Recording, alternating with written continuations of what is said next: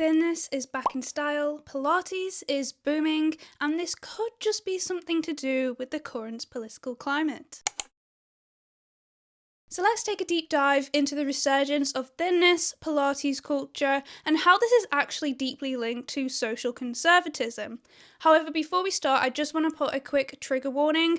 Just to tell you that we will be discussing a few topics here which might be a trigger for you and a concern to you. For example, eating disorders, body types, thinness, and everything that revolves that, which could be an upset to you. So if that is something that you're not comfortable with, then please feel free to click off this video. So let's look at the return of thin. And if you were around in the 90s or early 2000s, or if you weren't and have just seen a lot of media from that time, you will have seen that thin wasn't just an aesthetic, it was an expectation. However, in the 2010s, there was a bit of a shift towards more of body positivity, body neutrality, and just generally having more autonomy, I guess, about how you're able to look and how you want to look, and not being forced to look a particular way. There was a wide range of different body shapes with lots of different celebrities showing how you could look one way and look the other, and this was perfectly accepted. However, in the last couple of years, things have started to shift a little bit to how they used to be before. Heroin chic is what it was called in the 90s, and this has started to creep back in, and so with the rise of the use of Ozempic. And suddenly the ideal body type went from Kardashian curviness back down to thinness. And this has changed quite dramatically in that it's not just about the looks anymore. It's not just about having that runway model-esque look. In fact, it's more deeply tied to values, and those values being discipline, self-control, and self-restraint. Before we go any further, I just want to put out another quick disclaimer and just say that this is not me bashing thin bodies. This is not me saying that if you are the stereotypical idea of thin, that you do not deserve to exist, that your body is not worthy, that your body is strange, or anything like that. I am not saying that at all. This is simply a deep dive into how this return back to thinness and this idea of it being the perfect body ideal is kind of pretty much linked to social conservatism, and what we are seeing a shift in politically and economically as well. This all affects us and how we act socially and culturally. It's very similar to my old money aesthetic video where I talk about how people are changing the way that they look in terms of their fashion to fit a particular ideal because of the current political, cultural, social climate that we are in. But again, in this way, this is another look at it where we are changing our standards of our actual body and also our fitness to suit it as well. So again, this is not me saying anything bad about thin bodies. So this is absolutely not the aim of my video to bash anyone or to say that you shouldn't be the way that you are at all. This is simply just a video essay. Let's have a look at Pilates and the cult of discipline. So unlike the 2010s, which were filled with sweaty, chaotic workouts, including HIIT, Soul Cycle, CrossFit, high intensity workouts, we now have Pilates, which is often associated with the Pilates princess trend, and with it, it's this aesthetic of being clean, of being orderly, of being organized. And it's also linked with the clean girl and vanilla girl aesthetic, and again, I know this sounds silly, but there are so many aesthetics and there are so many of these trends and these ways of being and these actual activities that go outside the realm of these online internet trends and seeps into our life, and this is one way. This is how the clean girl and how the vanilla girl has all just interlinked with what we do daily.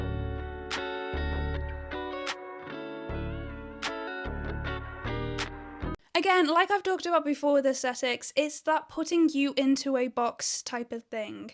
It's you could be the pretty in pink Pilates princess who is controlled, who is organized, who has her life together.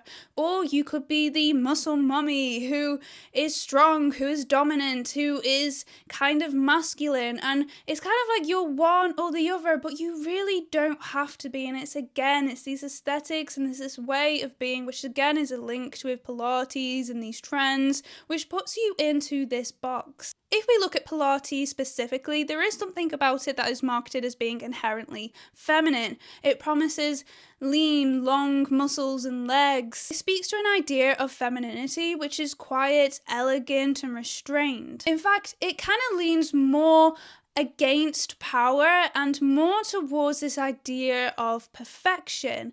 And also there's a lot of things going on right now as well in terms of like TikToks and also memes about how Pilates is not meant for men. And there's a lot of these women who go to Pilates classes and say if there's a man there, then they freak out and they shouldn't be there because this is for women only, which I understand having women's only spaces, but you can see how it has, and this is not me saying anything about those women at all individually, I'm simply saying about how it has been marketed as a whole towards women only, really, because of this idea about it being feminine. However, it was in fact made by a man, I am pretty sure. In Pilates spaces, wellness isn't loud. It is a very soft sort of activity, very much going hand in hand with, again, another aesthetic, which is the soft girl aesthetic and trend.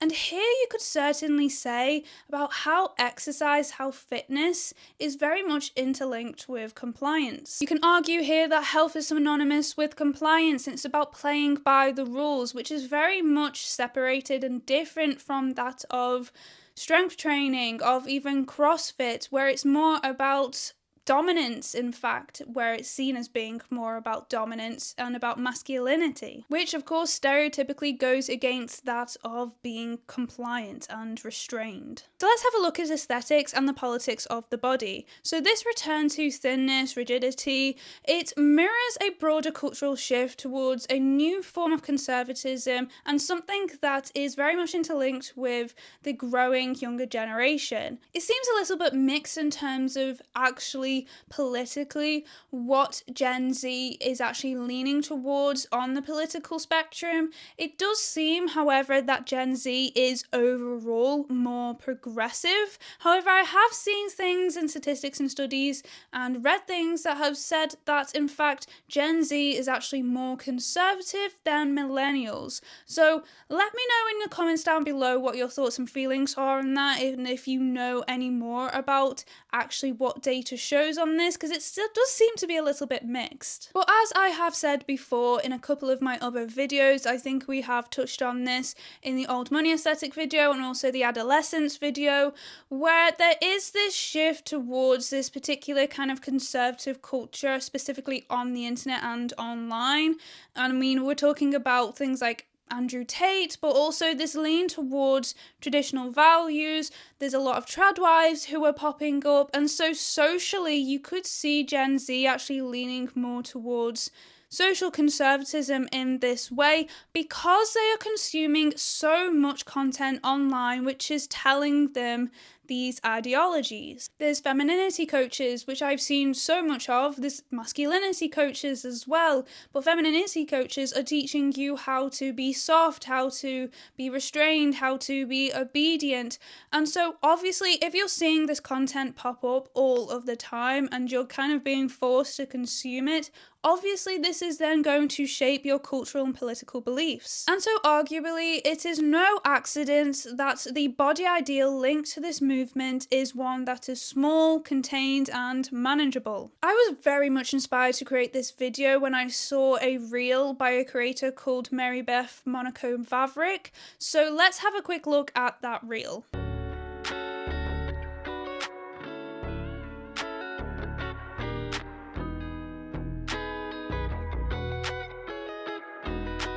She also in the description goes very much into the historical and political ideals around body types and fitness, so let's have a look at what exactly she says. So firstly, she uses the example of the 1980s Reagan era, which was a conservative shift.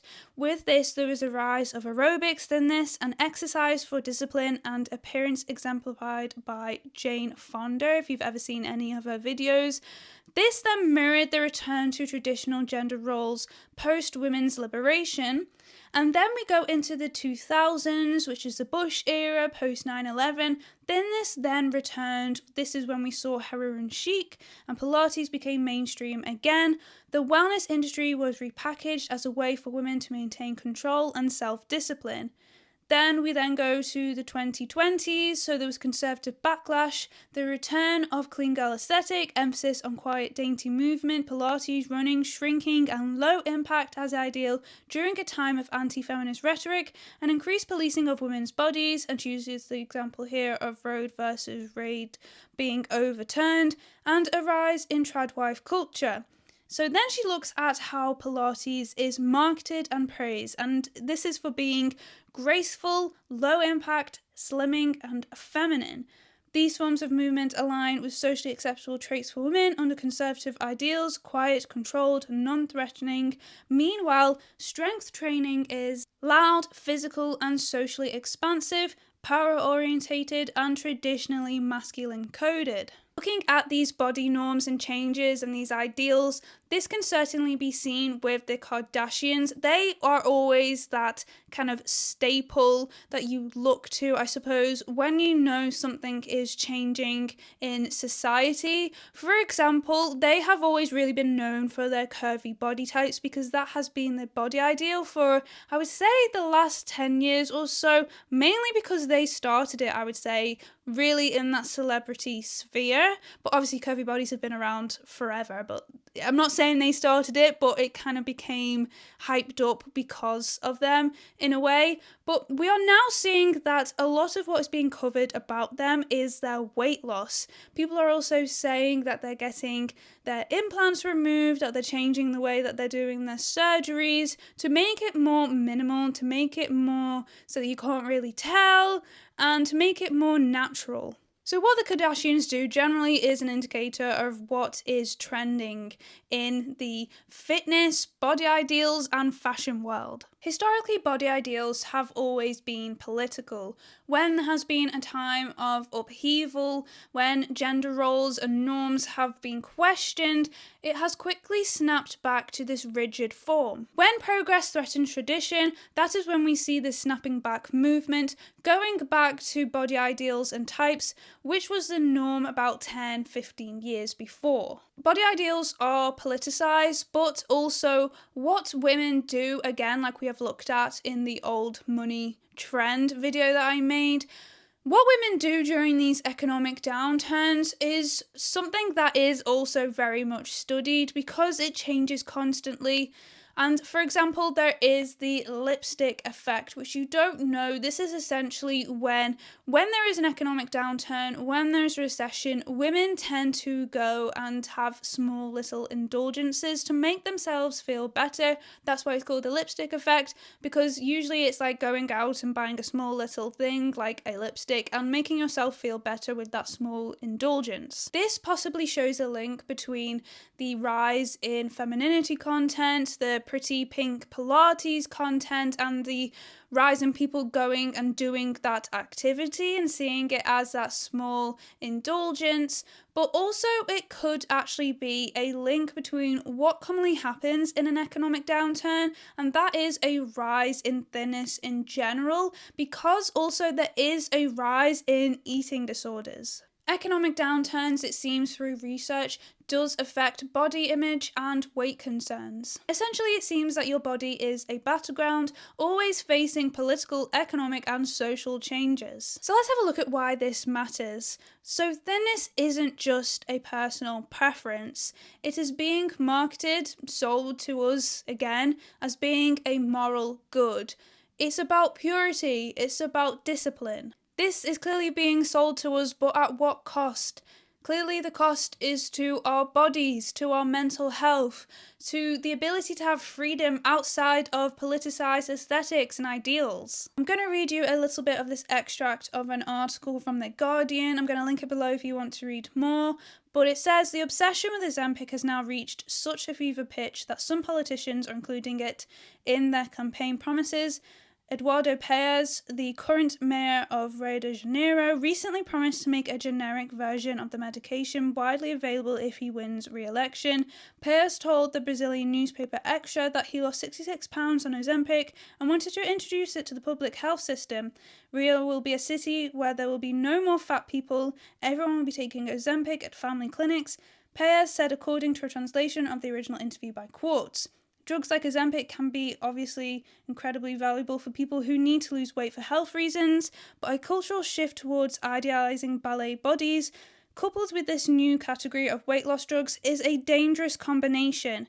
Doctors are already seeing people who shouldn't be using these medications and who have often got hold of them via online pharmacies, presenting with serious symptoms because of inappropriate use. The writing has been on the wall for a while, but now it feels like the body positivity era is officially over and we are back to a world where women are dying to be thin. Let's now watch a short clip of a reel by Nikki Reardon. Is it just me, or are body standards regressing? What was once this get slim fast supplements of the 90s has now become this rampant abuse of Ozempic. The jazzercise girl has become the pink Pilates girl, or trend dieting, skinny talk, 75 hard, winter arc, summer glow up challenge, beach body fat burn, and then, oh, they're coincidentally selling you a course on how to do that. They have a partnership with some fitness brand, and of course, you just have to get that matching workout set, the yoga mat, the standing club, and of course, the $300 a month gym membership. Your body has become a product. They have to convince you to hate something about yourself so that you see it as a problem, so then, oh, they just happen to sell a solution. It has trapped you in this never-ending cycle, and this is the cult of glow-up culture. It's veganism one month, then carnivore diet the next month,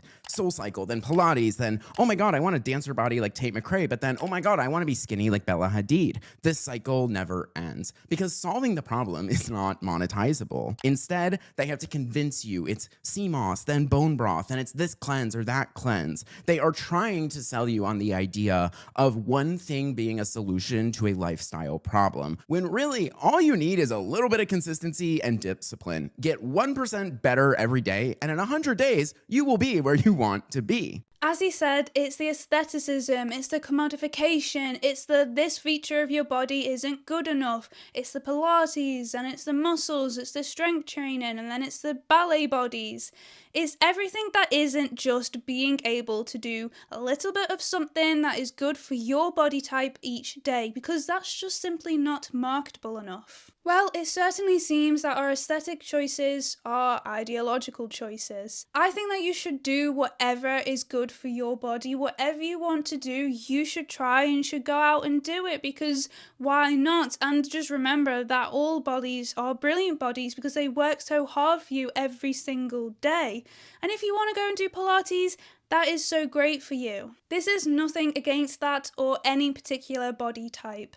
It is simply looking at the correlations between these trends and the current political climate.